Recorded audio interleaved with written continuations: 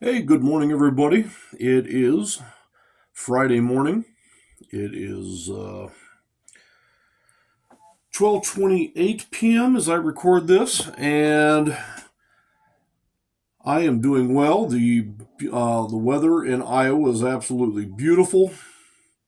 The skies are blue, and I am actually getting this video started a little later today than I would normally prefer. I've been working on some other things. So yesterday I talked about uh, freezing your credit as a means of preventing identity theft. And today I wanted to talk about my own experiences with credit. So, in the past, when I had been living in China, so thankfully nothing was too bad, but somebody up in Sioux City, Iowa had done some things in my name with my credit. I think, for example, one of the things they did was subscribe to one of those record of the month clubs, the subscription things where you get like 12 CDs for a penny or something. Anyway, that was about the extent of it. But the simple fact is, my information was still out there. And so that was not good. Fortunately, it looks like they stopped using it. Anyway, so from about, I'm trying to think, late 2015, probably more like early 2016, I began in earnest on working on my credit. And I actually used a course that I had found on the internet called Credit Secrets. I actually will put a link to that below in the comments. Let me tell you, this program, this course, it's do it yourself. They don't do it for you. You do it yourself, but they give you all the forms, all the documents. This program was so effective, it actually helped eliminate a lot of negatives. In fact, I think it actually got rid of almost every negative, if I'm not mistaken. I even was able to remove my student loans from my credit report. And I'm not saying you still owe the student loans, but now they are gone. They are completely gone from my credit report. And so that's how effective that this Credit Secrets program is. Anyway, long story short, it removed enough of my negatives, the negatives that I had. It raised my credit score enough that I was able to buy this house on contract. And then in 2 years' time, I refinanced. So in 2018, I refinanced the house. So obviously, I was able to then go down to my credit union, get a new mortgage with a much lower interest rate. And that obviously was quite beneficial versus buying it on contract. It had a much higher interest rate. So I was definitely moving up. And I think even by, was it 2018, right? So after I completed the mortgage, getting it remortgaged, refinanced, my credit was up to about 737, somewhere in that neighborhood. It was definitely on an upward trajectory. So then 2020 hit. And without getting into too much of the gory details, um, so my wife had gone back to China to visit her family, and what was supposed to be a 3 month trip turned into a 7 month trip because of the COVID pandemic.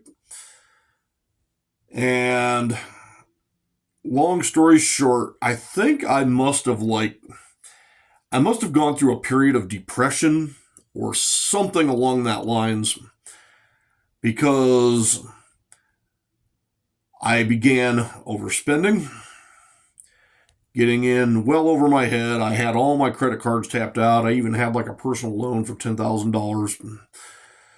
And some of the purchases were actually good. A lot of the purchases were definitely not good.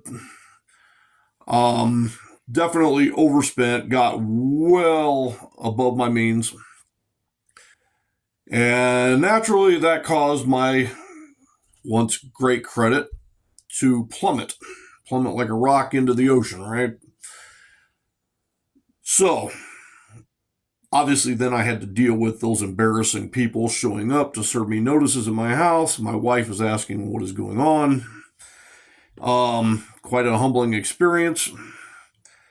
And I was just like, man, I'm embarrassed. This is ridiculous. How did I go from building my credit back up and then just going off the deep end and spending more money than I should have?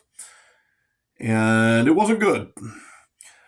So finally, in 2020, 2021, I'm sorry. No, I take that back. In 2022, I'm guessing it would have been early summer, possibly late spring, but early summer, I finally made the decision to file bankruptcy. I was clearly in over my head. I needed help. And so I did. That bankruptcy settled or was finalized in September of 2022. So I basically was starting from bare scratch again. So when you get a bankruptcy, basically, all your accounts are removed. And you have now just even so whatever negative entries you had, now those are all gone. You have just one negative entry. That negative entry is a bankruptcy. Obviously, bankruptcy stays on there for 7 years. Now, in the past, it had been said that bankruptcy, maybe you should be embarrassed of yourself. How did you get into this position? You're never going to have a life ever again. And that's where I want to pause and switch it around. Because kind of like online dating, if you had said to your parents, well, I met my girlfriend on the internet. At one point, that was kind of taboo, risque, embarrassing, whatever. Fortunately, bankruptcy no longer really has that stigma attached. It's definitely not designed to be abused, meaning you can only do a bankruptcy once every 7 years. And I have no problems with that. But let me tell you where the good news starts for me. So, because now I had a blank slate, everything is back to zero, right? I now was able. So, in September, the bankruptcy finalized. And a few months later, I went and I applied for a personal credit card.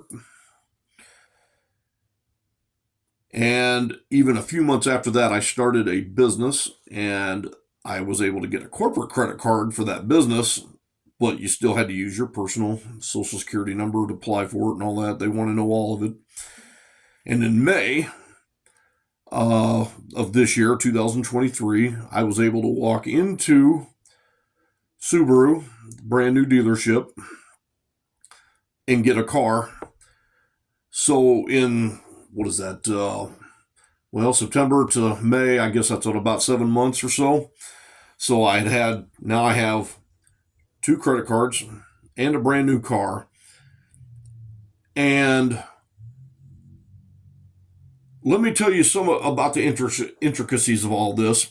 So, with regards to my home, the one that you're seeing here, so what happens, at least I can't speak for every state, but in the state of Iowa, so obviously you keep the house as long as you continue to make payments on it,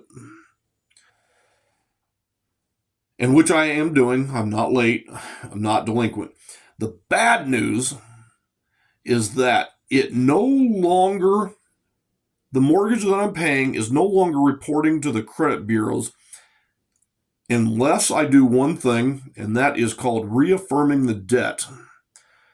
So that is another legal step. So I would have to go out and get another lawyer. You reaffirm the debt. you basically pledge the debt again. So it would then start reporting to the credit bureaus as it had been before I filed the bankruptcy. Of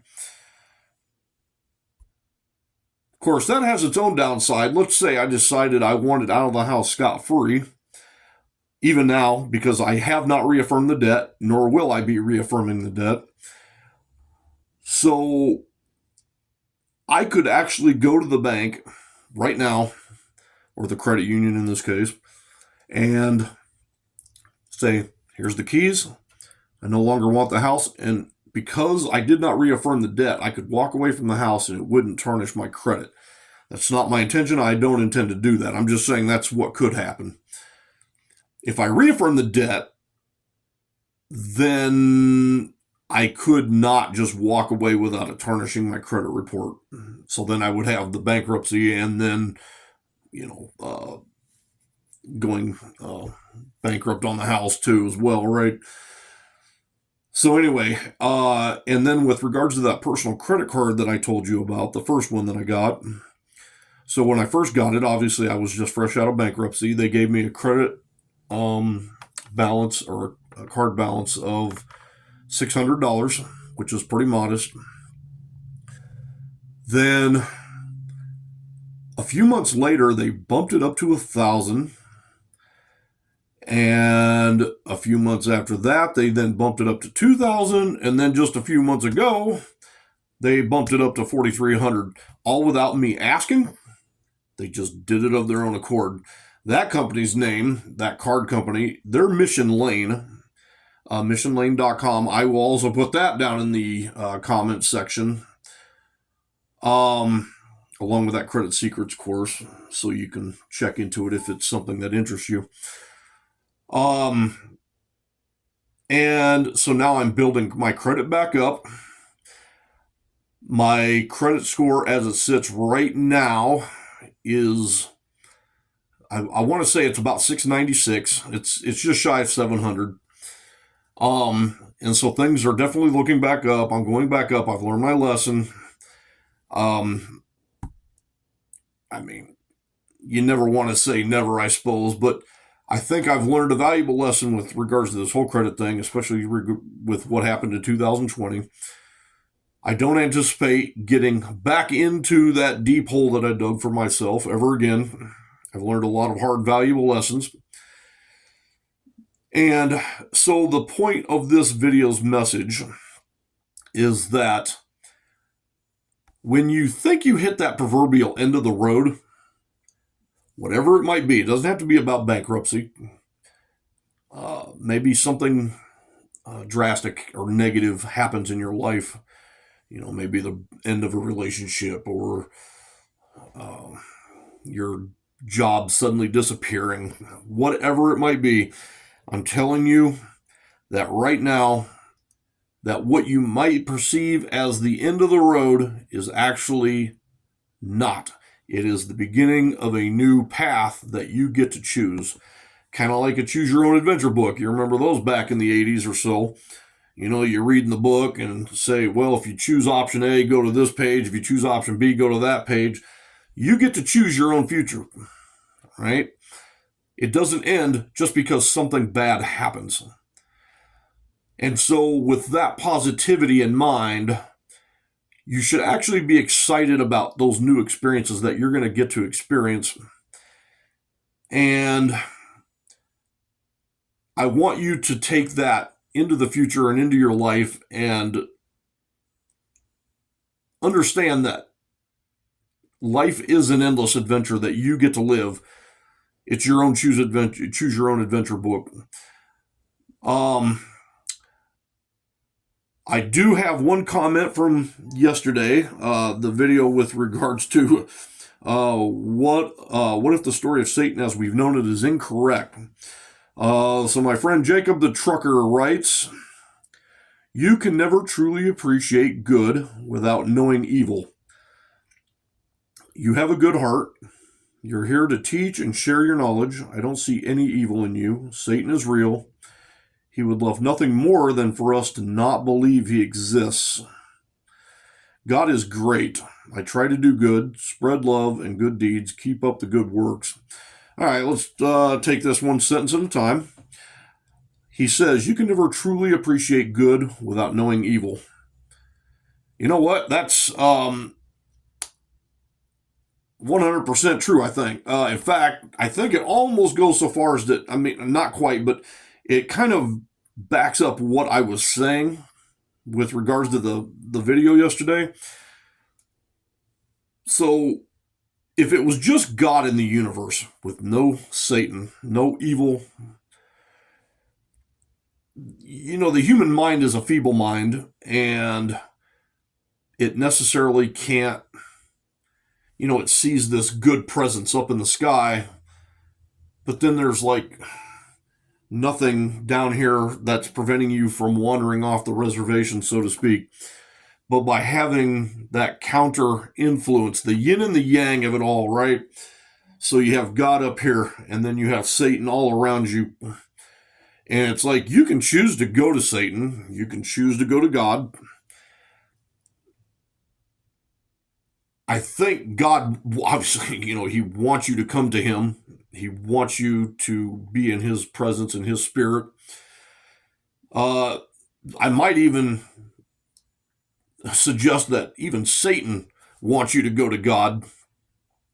Satan is testing you. He's trying to make you work for it, right? So as far as it's a deep subject. It really truly is. And I'm not trying to be inflammatory or divisive or anything of that nature. It's just these random thoughts that go through my head. And I would like to think, and I would hope that God appreciates a questioning humanity. What is the meaning of it all? Is this real? Is this fake? What is it? What's happening? How can I navigate this life that we've been given? You know what I mean? And so, yeah, anyway, long story short, spreading love, spread good deeds. It takes no effort to be a kind person. So, actually, I kind of building on that. It's easy to be a tough guy, a badass, if you will, right?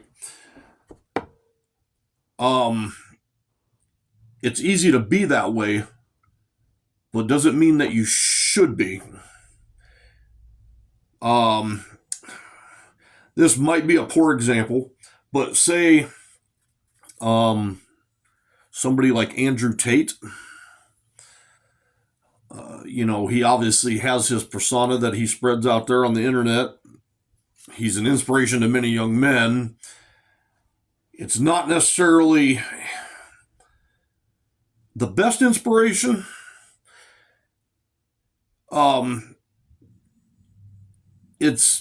I think it's better in the end to try not to be the tough guy who's intimidating everybody.